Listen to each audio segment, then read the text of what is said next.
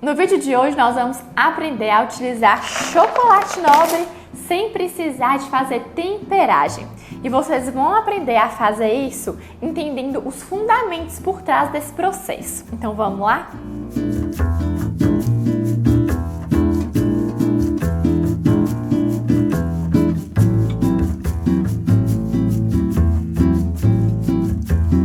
Aqui eu tenho um chocolate meio amargo, mas essa lógica vai funcionar para qualquer tipo de chocolate que você quiser trabalhar. O que a gente precisa entender é que quando a gente derrete o chocolate para fazer a temperagem, a gente precisa trabalhar com uma certa faixa de temperatura. Quando a gente eleva a temperatura do chocolate, as moléculas elas se reorganizam, elas se agitam.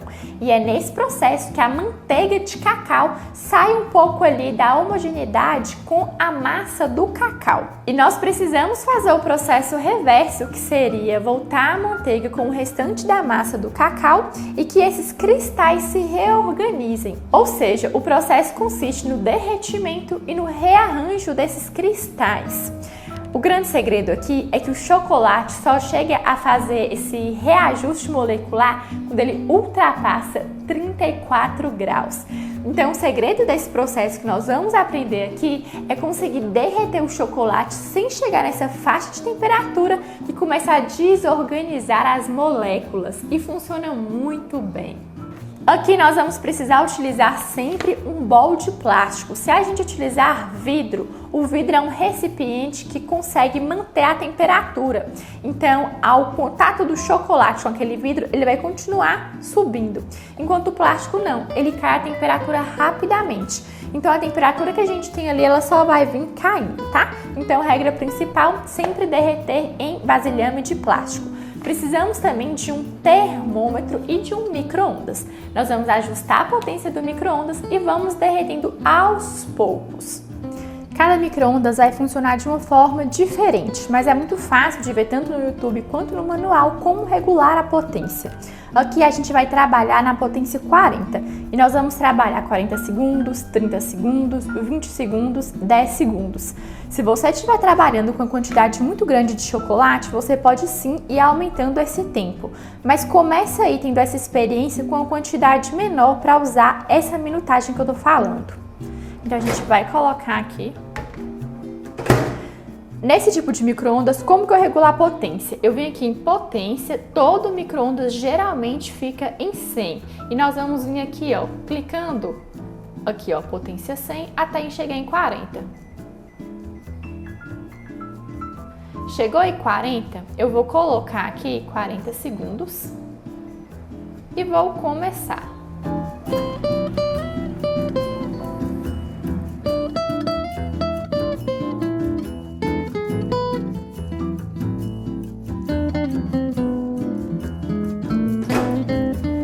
Aqui vocês vão ver que aparentemente não aconteceu nada, mas eu preciso que você misture, porque o chocolate de baixo aquece mais do que o de cima.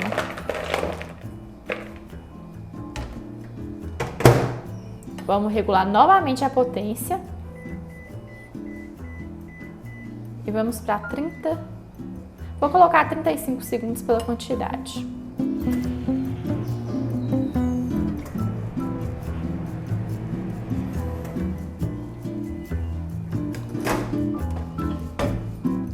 Aqui, ó, você já começa a ver que ele começa a mudar de cor.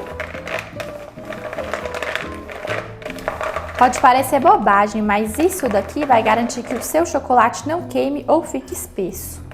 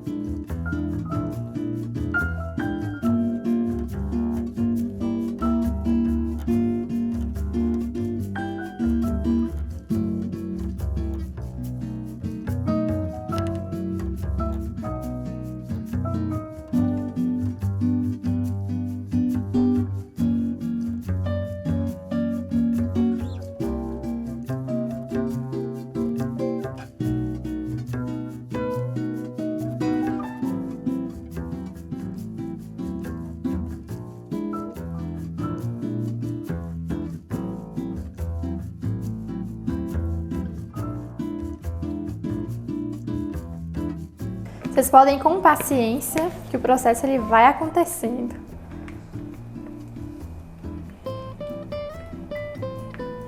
E aí vocês tentem, ao longo desses próximos processos, ir tentando quebrar ao máximo o chocolate. Só para vocês verem como que começa a alterar aqui a temperatura. Tá vendo que tem que ser agora questão de segundos pra gente não ultrapassar 34 graus.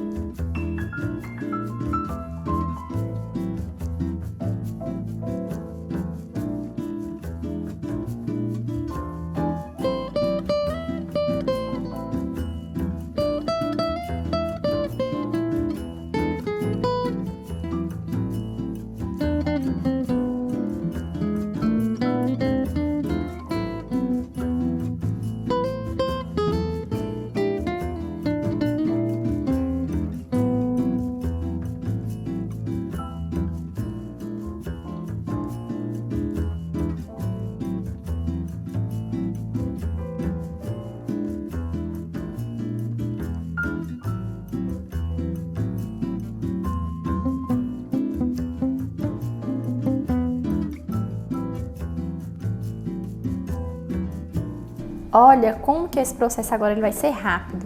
Aqui todo segundo conta. Nós vamos agora colocar 8 segundos, depois 5, depois 3. Nem que você fique repetindo aquele 3 ali várias vezes. Mas aqui agora 1 segundo pode mudar tudo.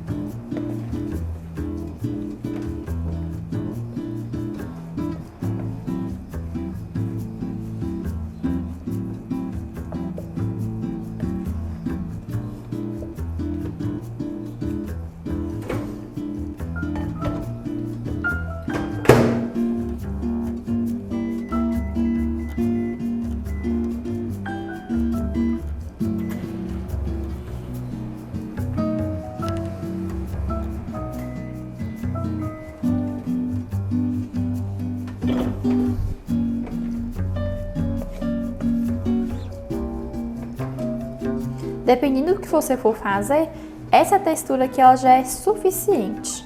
Ou você pode utilizar também manteiga de cacau, um pouquinho daquela manteiga própria de confeitaria para deixar mais fluido, mas aqui a gente ainda tem uma brecha de temperatura para derreter esse chocolate.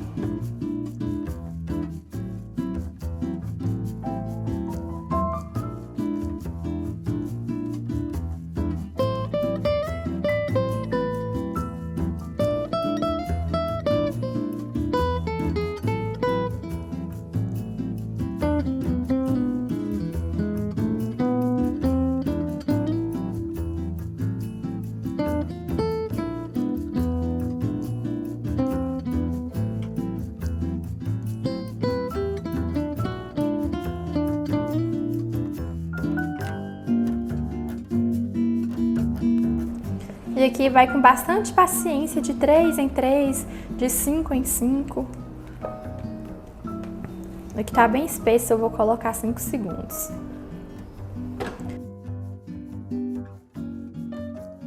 Mas para casquinha de ovos, por exemplo, eu já utilizaria assim.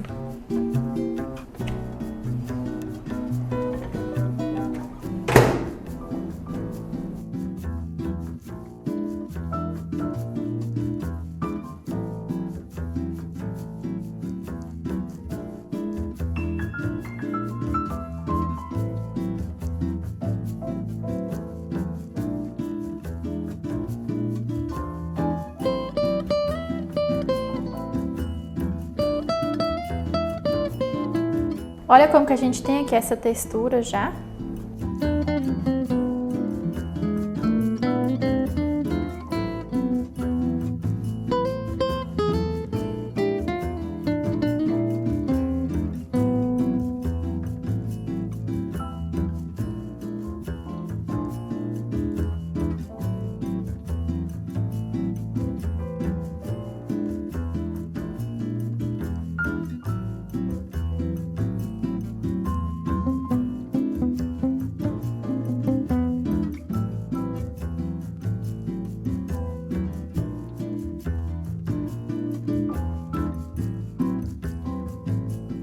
Eu ainda posso continuar aquecendo se eu quiser ele bem fluido para cobrir, por exemplo, um macarrão. Mas aqui já está suficiente para a maioria dos preparos. Temos o nosso chocolate aqui super fluido. E eu vou testar com vocês uma casquinha, porque eu quero mostrar para vocês no final o que a gente chama de snap. O chocolate, ele tem que fazer um barulhinho crocante quando a gente corta ele. Vocês podem perceber que quando vocês compram chocolate em supermercado, eles não fazem aquele snap, aquela crocância, exatamente porque as indústrias não conseguem fazer um processo de temperagem muito específico. Então o chocolate acaba ficando muito macio. Aqui a gente vai conseguir esse snap exatamente porque a gente não precisou temperar. A gente não chegou a desorganizar os cristais.